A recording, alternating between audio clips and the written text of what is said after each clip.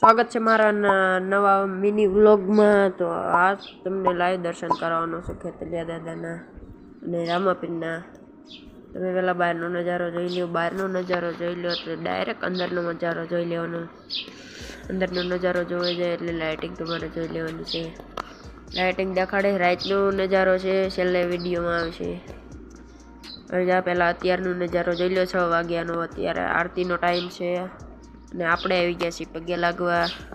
તમને હરિવાર દર્શન લાઈવ કરાવી દઈએ ખેતલિયા દાદાના। ચાલો લાઈવ કરી લ્યો દર્શન। તમે નિરાતે લાઈવ દર્શન કરી લ્યો। હવે આપણે જવાનું છે રામાપીરના મંદિરના દર્શન કરવા। રામાપીરના દર્શન કરી લ્યો તમે।